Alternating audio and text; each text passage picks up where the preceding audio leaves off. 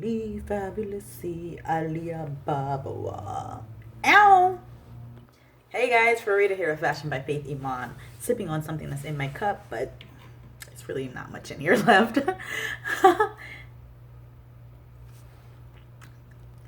Okay, well, let's get to it. We're still focusing on our just mindful series and just working out things that we can do to reduce stress, especially with considering what's going on out here, and in here, and all around that spectrum and aura space, right? So, if you guys are not familiar with Fashion by Faith Iman, we are a premier lifestyle brand. We do life coaching, image consulting, and cuisine kits for meal prep and development. And we're also have a sister company called Photography by Farida. We are fully virtual. We've been around for about 5 years. So, as always, share, like, comment, and subscribe. And we definitely want to hear your feedback on these videos. If you're liking the series, if you're following some of the techniques, or you have techniques you want to feature in the video that you might feel to be beneficial to others. So let's get started.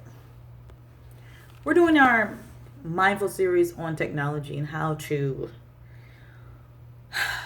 literally take your control back in this point in your life, because technology is running over us in so many ways. First of all, we want to talk about doing one thing at a time.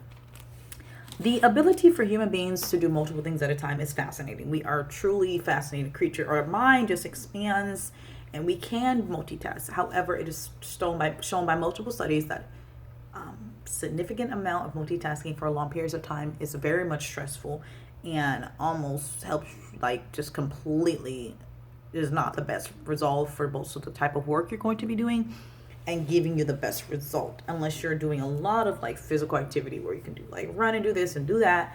When it comes to the thinking processes, they're pretty much set, and we have to learn how to utilize our brain and our techniques in our brain, how our brain functions to get what we want, instead of us trying to force our brain to do what we want it to do.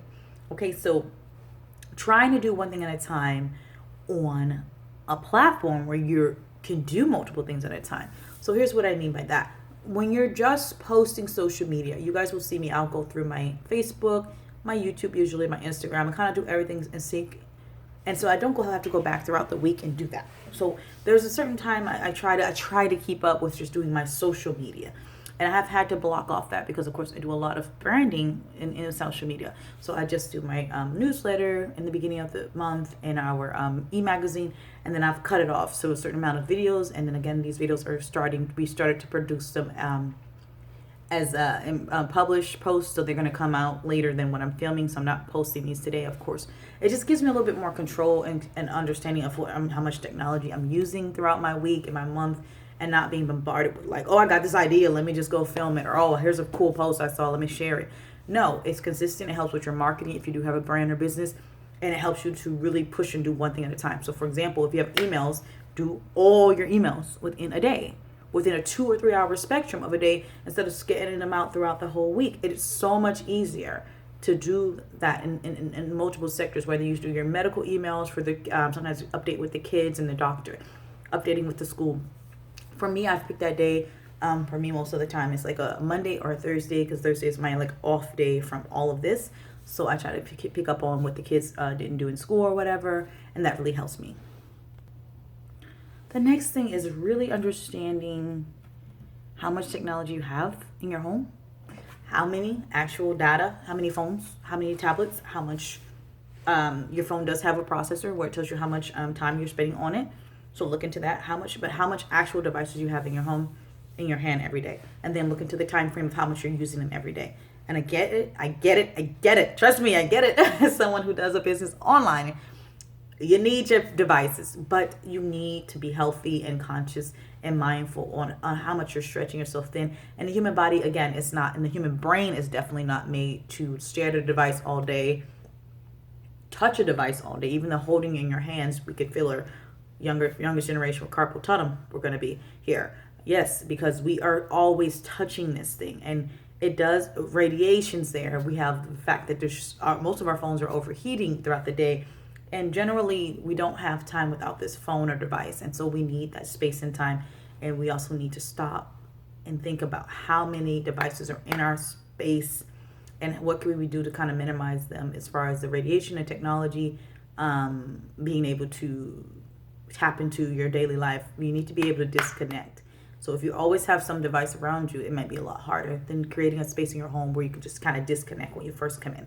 Even if it's a small chair or a nice little sofa, turning everything off and just being able to be a human and reset yourself is super important for your productivity and your healthy mindset.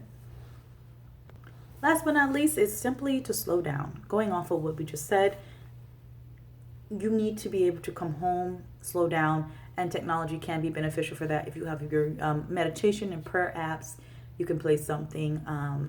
Let it be to your benefit.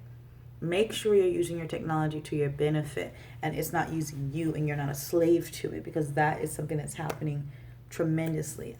Same thing with your family, your extended family, anyone that's in your spectrum of people who you're responsible for. Identify some things that they can do. Maybe you guys can all do a meditation app at the same time, stream together and do some yoga at the same time, do some prayers. You can do your Friday Juma, your prayer on all of a Zoom meeting. Just do things together.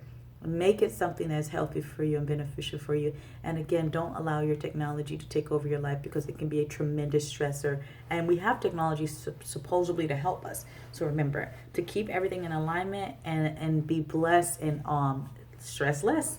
Assalamu alaikum.